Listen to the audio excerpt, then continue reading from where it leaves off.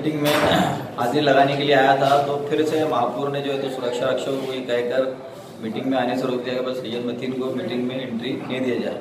मैं मेरे हस्ताक्षर करने के लिए आया था और इससे पहले भी महापौर ने शासन को लेटर लिखा कि भाई 3 मीटिंग में हम गैर हाजिर है तो इनके ऊपर कार्रवाई करो। अब जब मीटिंग में आ रहे तो मीटिंग में आने दे रहे, तो ये क्या चल रहा है ये भी समझ में नहीं आ रहा। महापौर ये सरासर ज्यादती है और शिवसेना बीजेपी की मनमानी है। कानून का को बालाए ताक रखकर अपनी हुकूमत और अपनी मनमानी कर रहे हैं, इतने बोलूँगा। आज महानगरपालिकेची मासिक दर महिन्याला 20 तारखेच्या आत जी एक जनरल बॉडी सर्वसाधारण सभा घ्यावी लागते, नियमानुसार तिचं आयोजन करण्यात आलं होतं। एकतर देशामध्ये आचारसंहिता लोकसभेची सुरू असताना त्या ठिकाणी सभा जेव्हा सुरू झाली, एक तर गणपूर्ती अभावी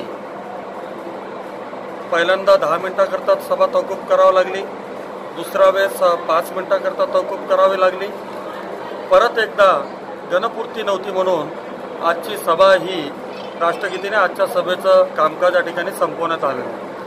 आदर्श आचारसंहितेचं पालन हे होणं गरजेचे नव्हे, अनिवार्य आहे।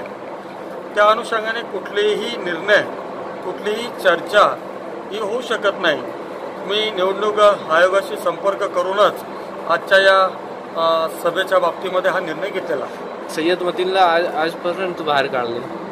सय्यद मतीन सभा तहकूब झाल्यानंतर जेव्हा राष्ट्रगीत सुरू होतो तेव्हा त्याचा निरोप आला, त्याच्यामुळे सय्यद मतीनच्या बाबतीमध्ये कुठलाही निर्णय मी घेऊ शकलो नाही।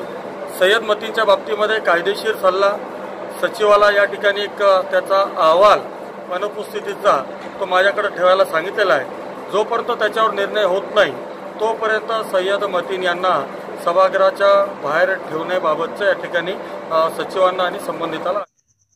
रोज नई खबरों को देखने के लिए हमारे औरंगाबाद समाचार चैनल को सब्सक्राइब कीजिए और नोटिफिकेशन पाने के लिए हमारे बेल आइकन को दबाइए ताकि हर खबर की नोटिफिकेशन आपको मिलती रहे।